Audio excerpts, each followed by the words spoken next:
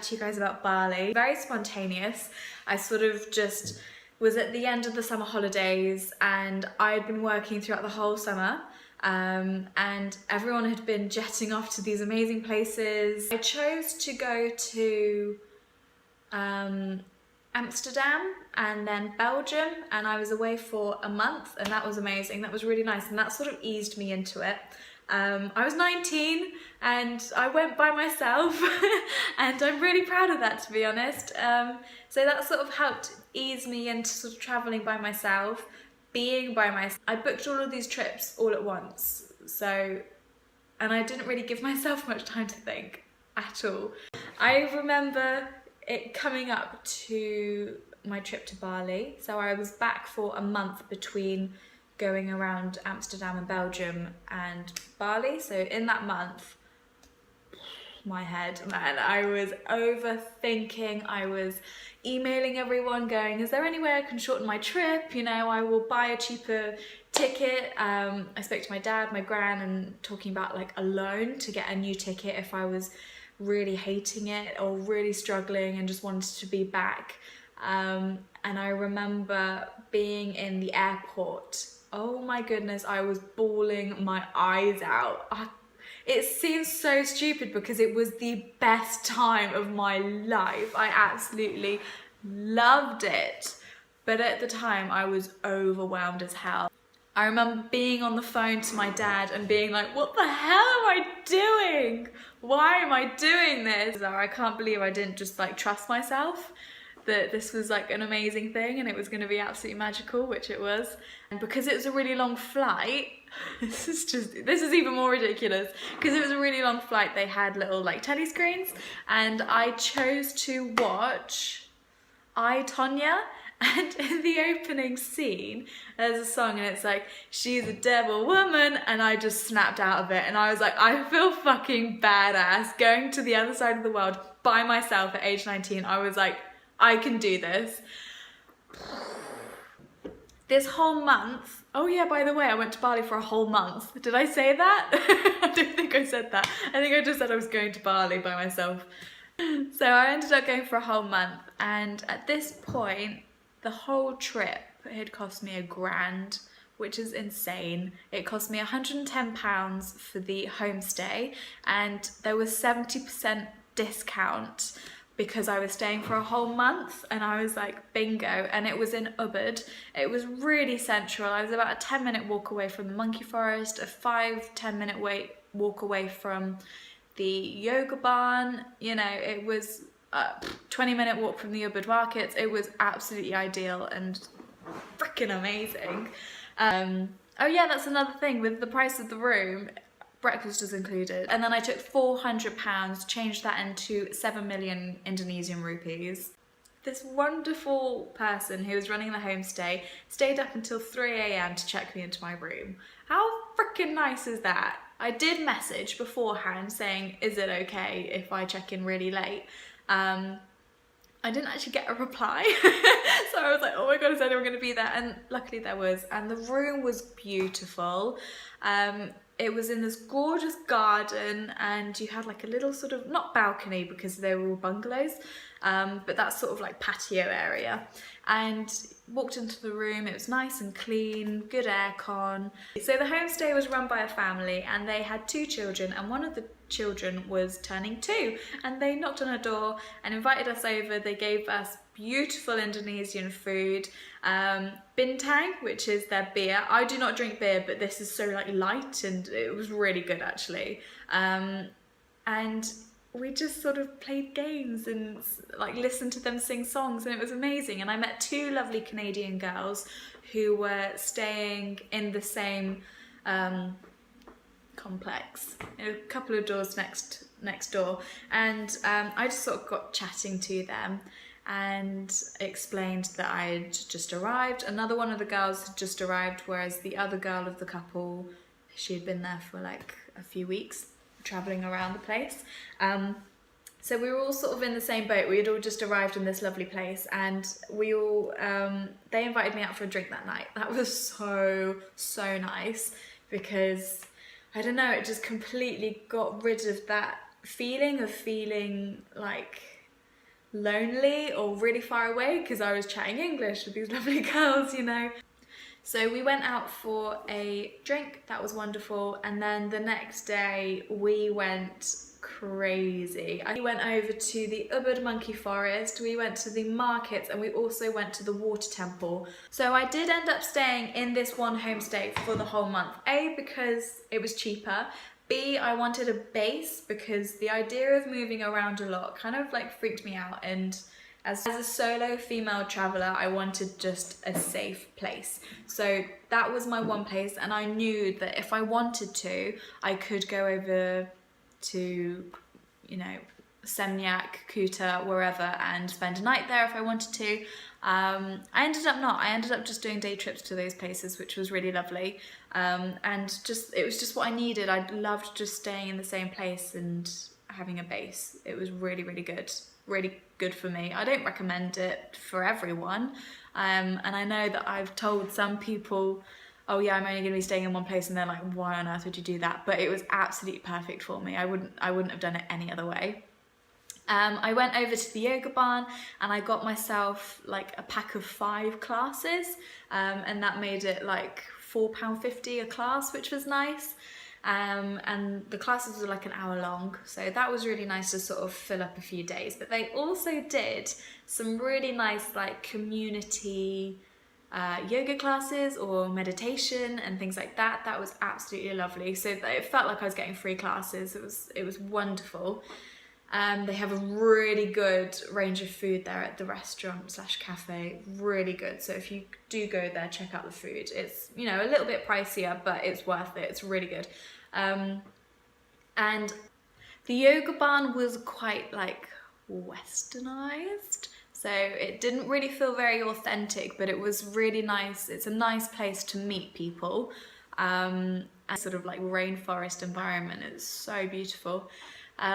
And an absolute highlight would be the cacao ceremony that we went to for the full moon. You just feel this insane connection to yourself and to the people around you. A cacao ceremony, for those who don't know, is literally drinking hot chocolate.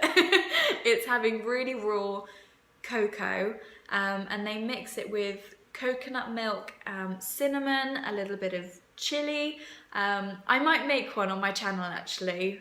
I might try and meditate with it, I'll see how it goes, but it just sort of made you feel a bit high. I told that to my dad and he was like, what the fuck did you take? But when you're meditating, you start sort of seeing things with your eyes closed. I guess it's just visualization, but it's really intense. And again, that's when I felt like, whoa, this is a bit crazy. That's when I opened my eyes and was like, okay, it's just visualization. It's not like I'm hallucinating or anything like that. Fuck. And then afterwards, that's when everyone started doing the ecstasy dancing. Maybe search it on YouTube. I've just searched it on YouTube. You get loads of like MDMA fail compilations and things like that. But there is one video called Dancing in Ecstasy. And it's 6 minutes and 21 seconds if you want to check it out and see what the hell I'm on about. But it's really freeing. So when we went to the cacao ceremony the second time, we sort of knew what to expect. And when it came to the ecstasy dancing, we really did fucking go for it.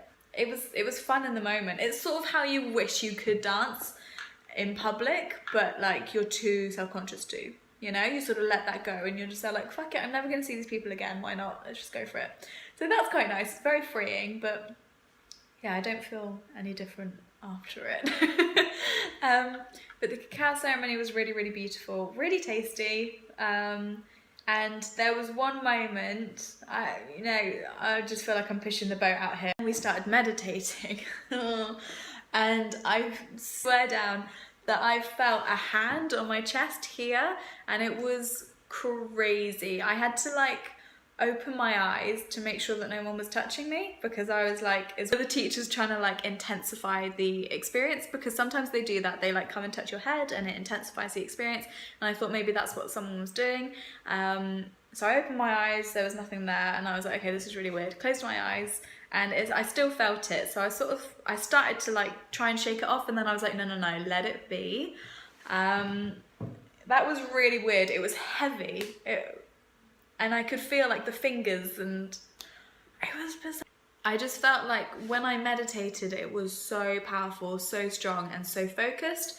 And I really want to get back to that stage again because I felt so just constantly elated, constantly connected to myself. So that's why I've booked to go on a 10-day silent meditation retreat in Italy in June. So fingers crossed that all works out. If not, it will happen. I just know that I'm gonna go to a silent meditation retreat for 10 days. Let's chat about the cooking course. So we got picked up from our homestay. I went with a friend who said that he wanted to go as well, and we also got a discount by going together as well. So that was really awesome. That's the thing, even though I went by myself, if you go with friends or if you make friends out there, you will probably get multi-person discount.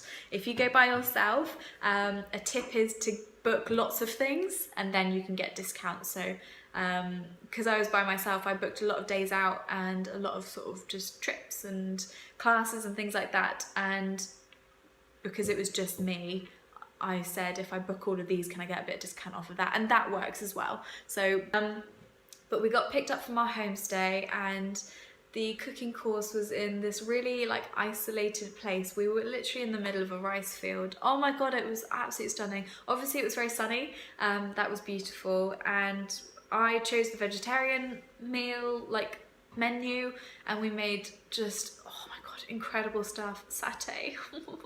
I actually feel like crying, it was so good. Satay, like tempeh, and these beautiful like green pancakes, and then they put loads of like coconut in. Oh fuck me, it was so good. I miss it so much. Why did I do this video? Why? So that was nice, and I'd always wanted to go to a cooking class. I just never thought it would be in Bali, learning Balinese food. We got to make these offerings made out of leaves and flowers at the cooking course as well. So whilst we were waiting for everything to sort of get set up, they sat us down and taught us how to make them. Oh my God, it was so gorgeous. It was so gorgeous. So we went over to the Tanalot temple. That was really beautiful. Got some really lovely like sunset photos, and it's on a lava beach, so a black sand beach, and I've never seen one of those before. So that was really, really cool.